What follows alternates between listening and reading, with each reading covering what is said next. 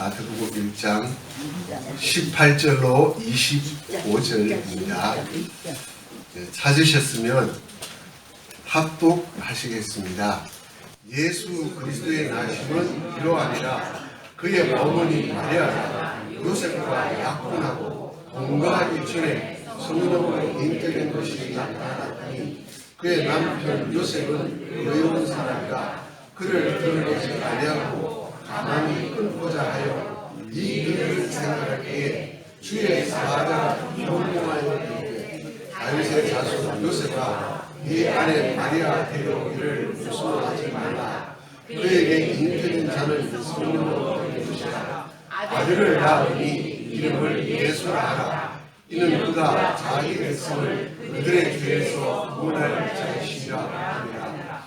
이 모든 일이 된 것은 주께서 선지자로 하신 말씀을 이루려 하시니 이르시되 보라 처녀가 잉태하여 아들을 낳을 것이요 그의 이름은 임마누엘이라 하니라 하셨으니 이를 번역하는즉 하나님이 우리와 함께 계시다 하니라. 요셉이 잠에서 깨어 일어나 주의 사자의 분무대로 행하여 그의 아들을 데려왔으나 아들을 낳기까지 동침하지 아니하니 다음에 이름을 예수라 하니라. 아멘. 예수님은 성령으로 잉태되어 동정녀 마리아에게 나셨습니다. 23절이 그 사실을 증언하고 있습니다. 대부분의 교회는 매주일 사도신경을 통해 이것을 고백하고 있습니다. 그러나 그 정확한 의미에 대해서는 잘못 알고 있는 경우도 있습니다. 특별히 한국의 근래에 생긴 이단들은 하나님과 인간 사이에 다른 중보를 내세우기도 하고 심지어 인간을 하나님처럼 이렇게 삼는 경우도 있는데 하나님의 말씀대로 살기를 힘쓰는 사람 중에 이단에 빠지는 사람들이 많다는 사실은 참 가슴 아픈 일입니다. 이 시간은 예수님의 동정녀 탄생이라는 제목으로 우리의 신앙 고백의 의미를 성경에서 간단히 살펴보고자 합니다. 먼저 마리아에게 성령으로 잉태되었다는 고백에 대해서 살펴보겠습니다. 예수님은 마리아가 요셉과 약혼한 상태에 있을 때, 곧 요셉과 동침하지 아니하고 아직 처녀로 있을 때에 성령으로 말미암아 잉태되었습니다. 마태복음 1장 18절이 그렇게 밝히고 있습니다. 그런데 당황한 요셉이 마리아와의 관계를 가만히 끊으려고 생각하고 있을 때에 천사가 그에게 나타나 말하였습니다. 마태복음 1장 20절입니다. 네 아내 마리아 데려오기를 무서워하지 말라. 그녀에게 잉태된 자는 성령으로 된 것이라. 천사가 마리아를 요셉에게 네 아내라고 부른 것은 약혼한 여자는 법적으로 아내와 같이 대접하는 유대 관습에 따른 것입니다. 누가복음의 기록은 좀 더 자세합니다. 요셉과 약혼한 처녀 마리아에게 가브리엘 천사가 찾아와서 보라 네가 잉태하여 아들을 낳으리니 그 이름을 예수라 하라 하였습니다. 마리아가 천사에게 나는 남자를 알지 못하니 어찌 이런 일이 있으리이까. 그러자 천사가 대답합니다. 성령이 네게 임하시고 지극히 높으신 이의 능력이 너를 덮으리니 이름으로 나실 바 거룩한 이는 하나님의 아들이라 일컬어지리라. 그래서 마리아는 성령으로 잉태하여 그리스도 예수님을 낳은 것입니다. 이 사실을 교회는 예로부터 신앙 고백 중 중요한 한 항목으로 택했습니다. 사도신경에는 성령으로 잉태하사 동정녀 마리아에게 나시고라고 고백하는데 2세기 전에 아주 오래된 로마의 신조에는 성령과 동정녀 마리아에게서 나시고라고 고백하였다고 합니다. 이러한 고백은 오해를 초래할 수 있는 표현입니다. 성령이 마치 아버지 역할을 한 것처럼 보일 수 있기 때문입니다. 마치 창세기 6장 2절 하나님의 아들들이 사람의 딸들의 아름다움을 보고 자기들이 좋아하는 모든 여자를 아내로 삼는지라는 말씀을 천사와 인간의 결혼으로 오해하듯, 또 그리스 신화에서 신들이 지상의 여자들을 아내로 취하여 신적인 존재를 낳은 것처럼 오해될 수도 있는 것이었습니다. 예수님께서 마리아에게 잉태되실 때 성령님은 태아를 구성하는 한 실체가 된 것이 아니라 예수님을 잉태하도록 마리아에게 초자연적인 능력으로 역사하신 것입니다. 성령님은 예수님의 한 구성 요소로 들어간 것이 아니라 동정녀 마리아에게 예수님을 잉태하도록 죄 없는 거룩한 존재가 되도록 초자연적인 능력으로 역사하셨습니다. 사도신경에서 성령으로 잉태하여 동정녀 마리아에게 나셨다고 표현한 것은 예수님의 탄생에 있어서 성령님이 실질적인 원인이 아니라, 말씀 용어가 약간 어렵습니다만 보통 이렇게 책에 나옵니다. 성령님이 실질적인 원인이 아니라 효과적 원인이었다라는 사실을 표현한 말입니다. 조금 딱딱하고 어려운 내용이지만 우리가 동정녀 탄생에 대해서 정확한 이해를 하지 못하면 모르는 것과 마찬가지가 될 수 있습니다. 왜냐하면 요즘 너무 많은 이단들이 아주 이론적으로 또 성경 말씀을 가지고 다가옵니다. 그래서 하나님의 말씀대로 살기를 열심내는 사람 중에 이단에 빠지는 경우가 있습니다. 그것은 교회의 표준적인 해석에 대해서 공부를 게을리했기 때문에 이런 결과를 낳을 수도 있다는 사실을 우리가 기억해야 합니다. 다음으로 동정녀 탄생의 의미를 살펴보겠습니다. 성령으로 잉태되어 동정녀 마리아에게서 나셨다는 고백의 의미는 첫째, 남자를 통하지 않았다는 말입니다. 보통 출생법인 남자를 통한 잉태가 아닌 하나님의 능력으로 잉태되었다는 사실을 말합니다. 천사가 요셉에게 알려준 말, 본문 20절, 그에게 잉태된 자는 성령으로 된 것이라 해서 성령으로라는 말은 성령이 아버지가 되어서가 아니라 성령에 의해 성령의 역사로 성령의 능력으로 된 것을 의미합니다. 천사가 마리아에게 나타나서 수태고지를 하였을 때 마리아가 보인 첫 반응도 나는 남자를 알지 못하니 어찌 이 일이 있으리까 였습니다. 남자를 통하지 않고 처녀가 아기를 가진다는 것은 일어날 수도 없고 생각할 수도 없는 일입니다. 물론 하등생물 중에는 단성생식이라는 것이 있습니다. 그러나 사람에게는 있을 수 없는 일입니다. 따라서 남자에 의하지 아니하고 잉태하였기 때문에 하나님의 능력에 의한 기적이라는 사실입니다. 그래서 가브리엘 천사가 마리아에게 성령이 네게 임하시고 지극히 높으신 이의 능력이 너를 덮으시리니 라고 한 것입니다. 두 번째, 죄가 없다는 말입니다. 성령으로 잉태되었다는 고백의 또 다른 중요한 의미는 예수님에게 죄가 없다는 것입니다.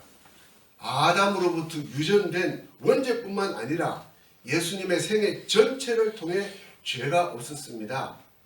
중요한 내용이기 때문에 성경을 몇 군데 찾아서 제가 읽어드리겠습니다. 히브리서 4장 15절입니다. 우리에게 있는 대제사장은 우리의 연약함을 동정하지 못하실 리가 아니요 모든 일에 우리와 똑같이 시험을 받으신 이로되 죄는 없으시니라. 베드로전서 2장 22절로 23절입니다. 그는 죄를 범하지 아니하시고 그 입에 거짓도 없으시며 욕을 당하시되 맞대어 욕하지 아니하시고 고난을 당하시되 위협하지 아니하시고 오직 공의로 심판하시는 이에게 부탁하시며. 요한일서 3장 5절입니다. 그가 우리 죄를 없애려고 나타나신 것을 너희가 아나니 그에게는 죄가 없느니라. 특히 원죄가 없다는 사실이 중요합니다. 왜냐하면 보통의 방법으로 태어난 사람들은 다 원죄를 지니고 태어나기 때문입니다. 이 원죄의 능력이, 원죄의 힘이 인간이 감당할 수 없는 영향력을 행사합니다. 로마서 3장 10절로 18절입니다. 로마서 3장 10절로 18절. 기록된 바 의인은 없나니 하나도 없으며 깨닫는 자도 없고 하나님을 찾는 자도 없고 다 치우쳐 함께 무익하게 되고 선을 행하는 자는 없나니 하나도 없도다. 그들의 목구멍은 열린 무덤이요 그 혀로는 속임을 일삼으며 그 입술에는 독사의 독이 있고 그 입에는 저주와 악독이 가득하고 그 발은 피 흘리는 데 빠른지라.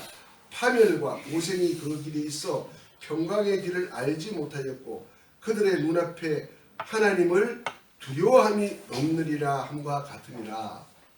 하나님을 찾는 사람은 이 땅 위에 한 사람도 없다는 말입니다. 하나님을 알만한 것을 사람 속에 넣어 주셨지만 사람은, 원죄의 능력은 하나님을 반역하게 하고 있다는 사실을 우리는 기억해야 합니다. 이것이 부패한 본성이고 우리 개혁교회의 뿌리인 인간의 전적 타락을 의미하는 말입니다. 그러나 예수님은 유일하게 죄 없이 태어나셨고 또 죄 없이 살다가 돌아가셨습니다. 그렇기 때문에 그분이 우리 죄를 대신 짊어지시고 대속하실 수가 있는 것입니다. 히브리서 9장 14절입니다. 하물며 영원하신 성령으로 말미암아 흠없는 자기를 하나님께 드린 그리스도의 피가 어찌 너희 양심을 죽은 행실에서 깨끗하게 하고 살아계신 하나님을 섬기게 하지 못하겠느냐. 그런데 마리아가 남자를 통하지 않고 잉태하였기 때문에 예수님에게 원죄가 없다라고 말하면 이 말은 틀린 말이 됩니다.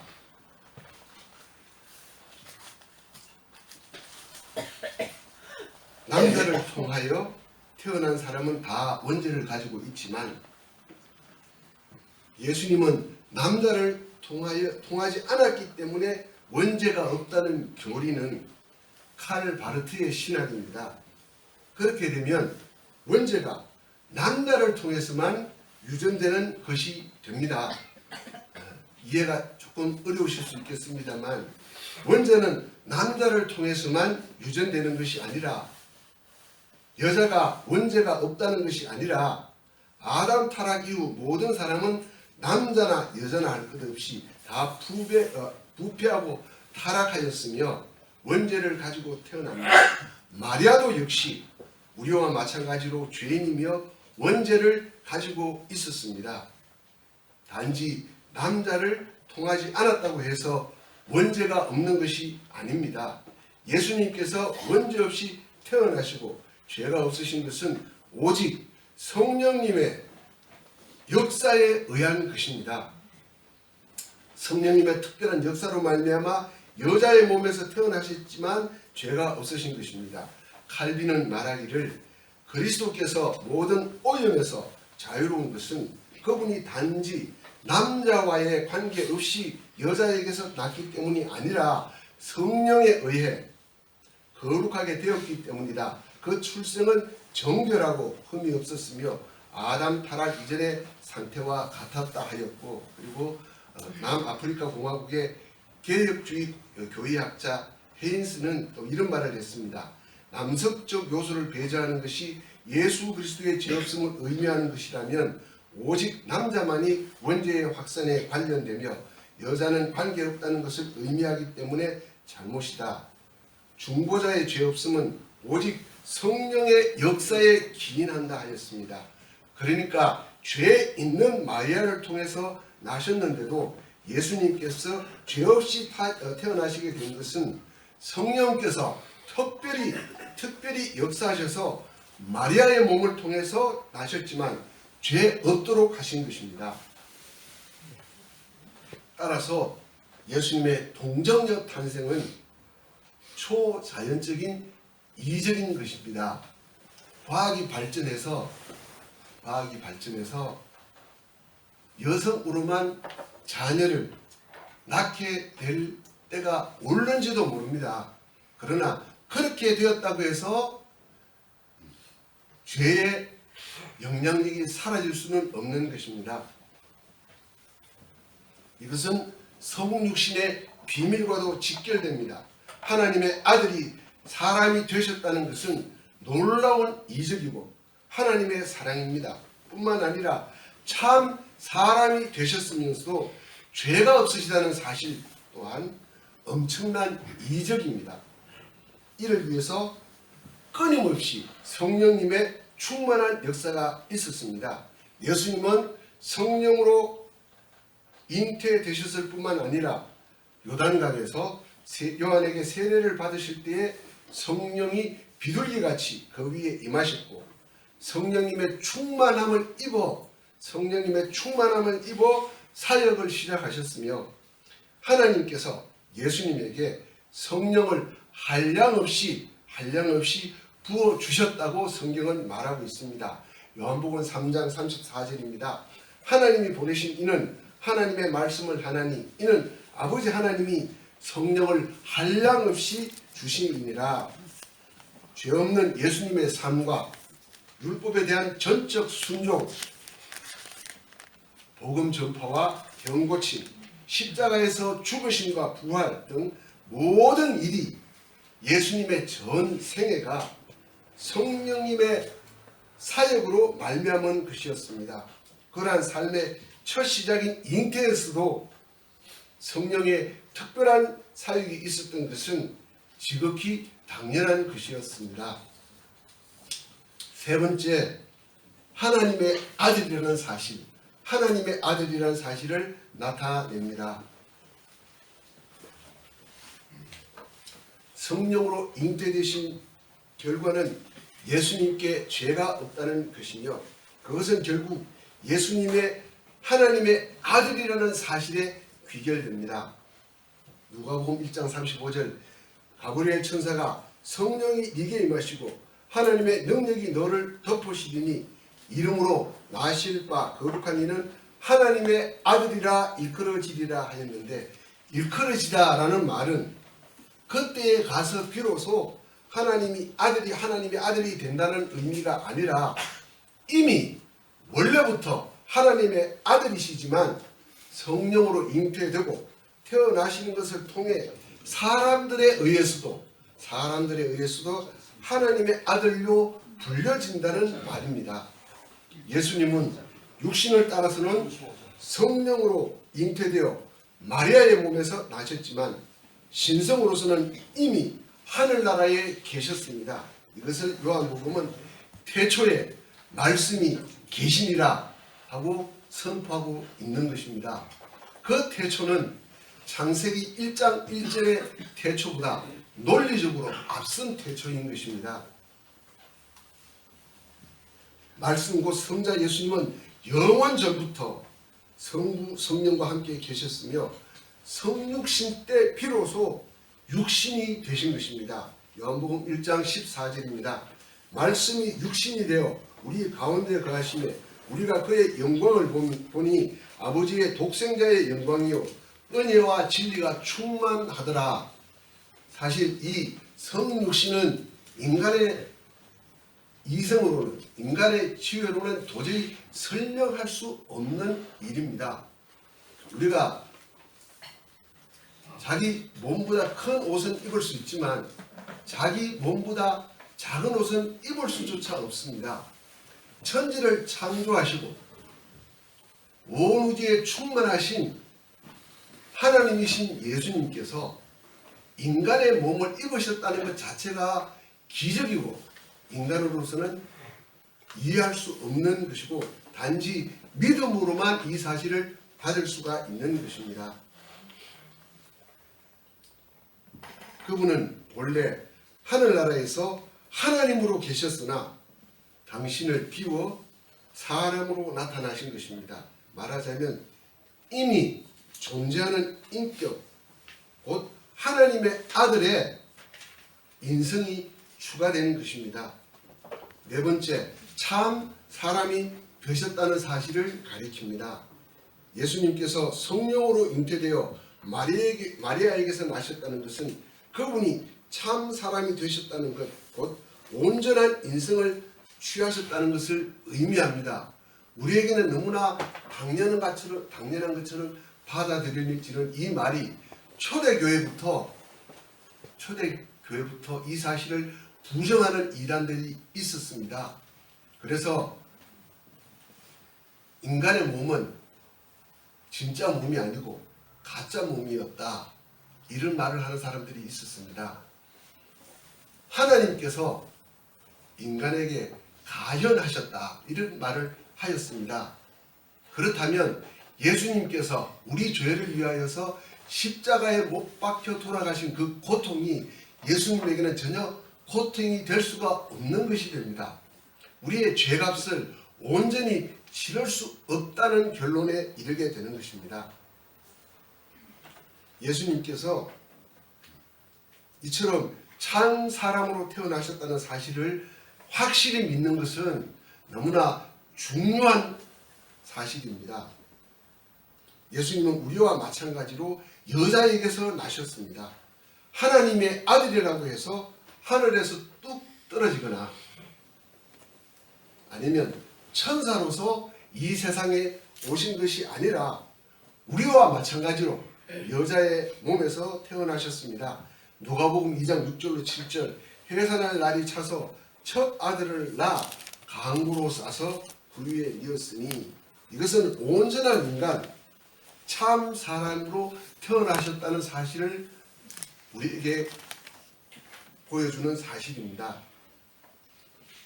이 사실은 히브리서 2장 14절은 혈과 육을 함께 지니심은 죽음을 통하여 죽음의 세력을 잡은 자 곧 마귀를 멸하시며 또 죽기를 무서워함으로 한평생 매여 종노릇하는 모든 자들을 놓아주려 하심이라 하였습니다.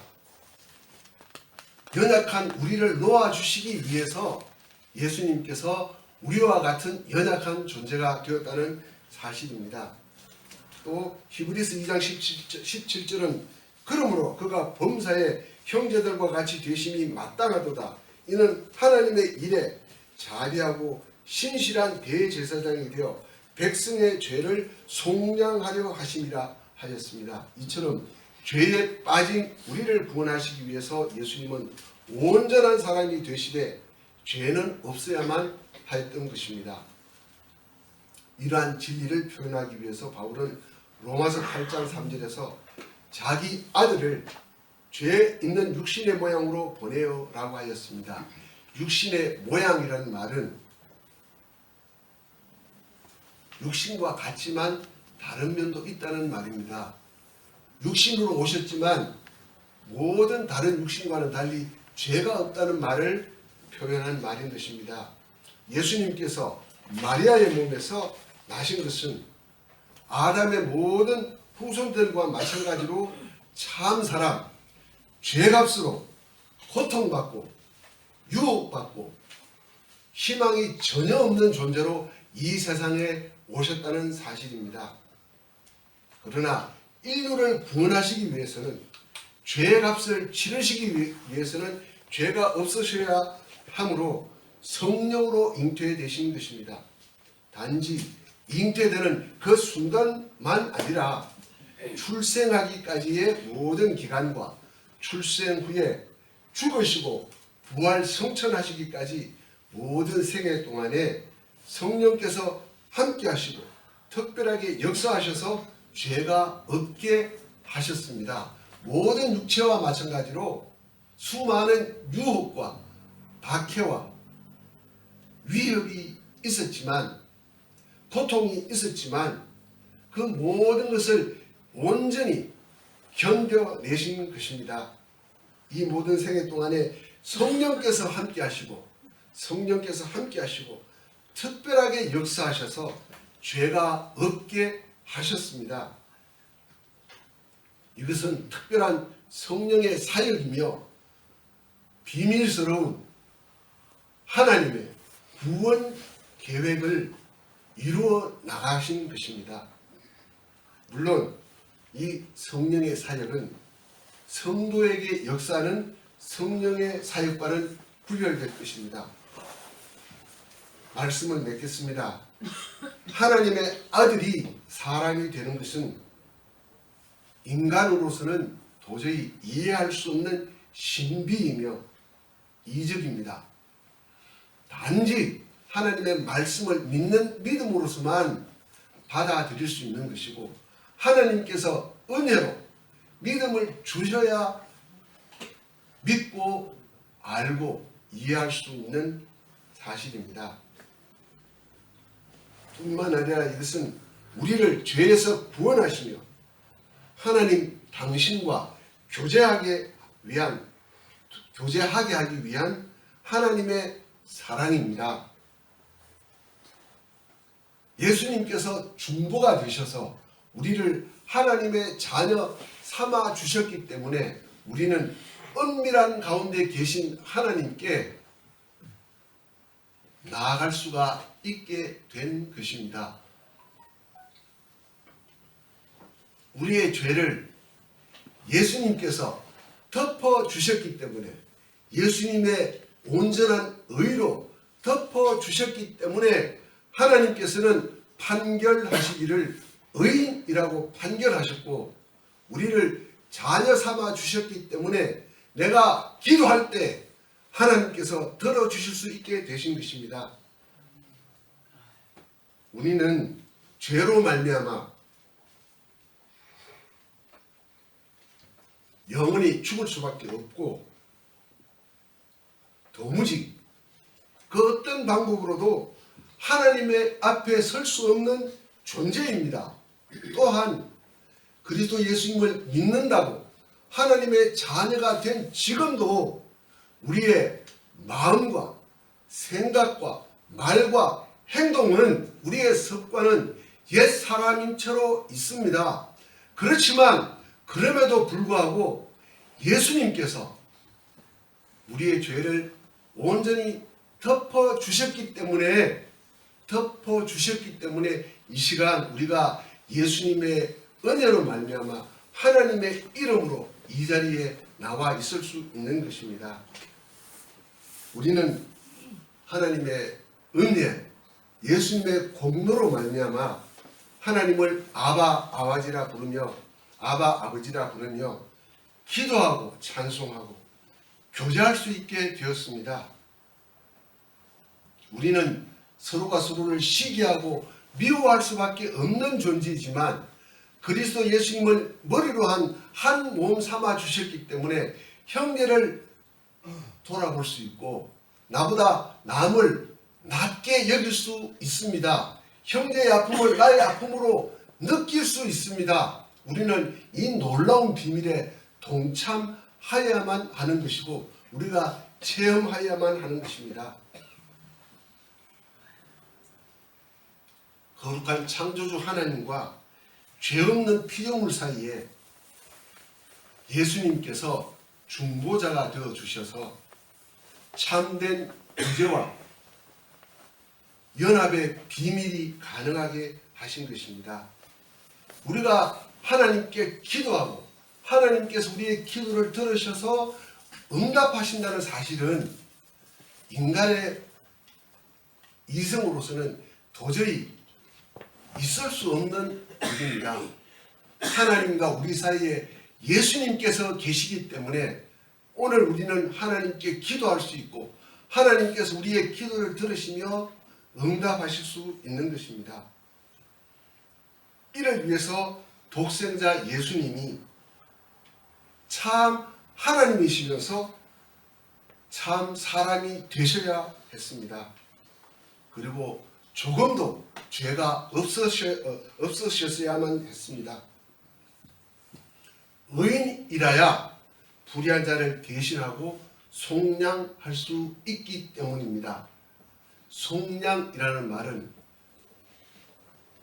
노예에게 노예값을 대신 치러주셔서 노예를 양민으로 삼아주는 것을 의미합니다.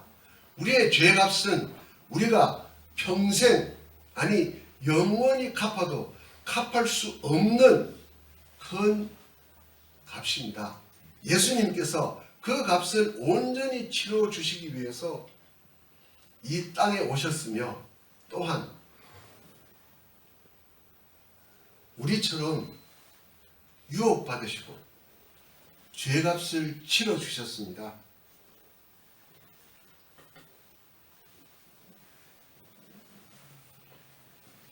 이 일은 창세 이후로 비밀이었으며 하나님의 능력으로 이루어진 일입니다. 예수님은 성령으로 잉태되셨으며 동정녀 마리아에게 태어나셨습니다. 보통의 방법으로가 아니라 하나님의 능력으로 성령으로 잉태되셨습니다. 거룩한 영이신 성령의 특별한 역사로 말미암아 예수님은 잉태시뿐만 아니라 마리아의 몸속에서 자랄 때도 태어나서 죽으시고 부활 승천하실 때까지도 항상 거룩하시고 죄가 없었습니다. 이렇게 거룩하신 예수님이시기 때문에 우리의 구원자가 되셨고 하나님과 사람 사이의 중보자가 되시는 것입니다. 우리 주 그리스도 예수님의 성령으로 잉태됨과 동정녀 탄생은 우리의 구원과 직결되며 하나님과 인간 사이의 생명의 교제를 회복하시기 위한 것입니다.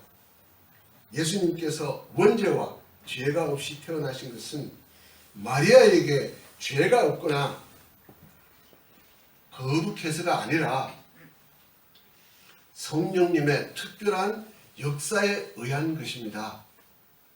너무나 당연한 진리이지만 이 진리를 수많은 방법으로 훼손하고 있는 것도 현실입니다.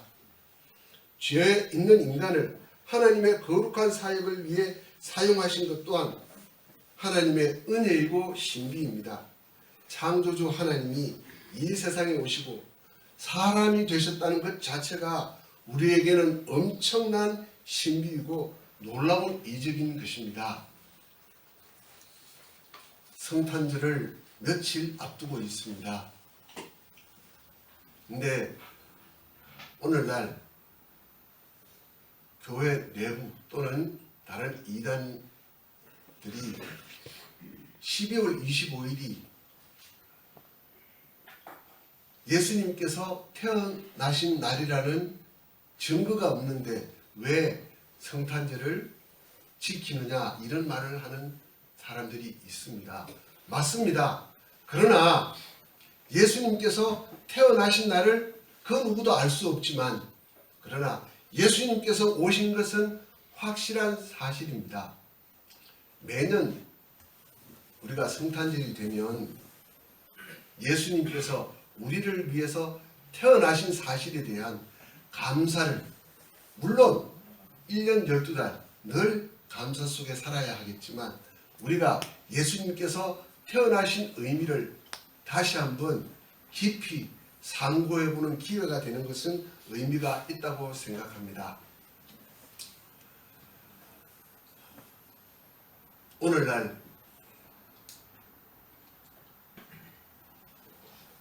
우리 자녀들에게 예수님께서 오신 의미를 전달해 줄 수 있는 계기가 참 없어진 때가 되었습니다. 자녀들은 다 바쁘고 직장에 매여 있거나 학업에 매여 있거나 아니면 자기가 좋아하는 것에 매여 있습니다. 우리가 예수님께서 오신 것에 대한 감사와 기쁨이 내 속에서 넘쳐난다면 우리의 자녀들도 예수님께서 오신 것이 정말 기쁘고 즐겁다는 것을 아마 느낄 수 있을 것입니다. 우리가 예수님께서 오셨다는 사실에 대해서 늘 감사하며 감격하며 그 기쁨을 드러내는 삶 살기를 바랍니다. 기도하겠습니다. 하나님 아버지 감사합니다.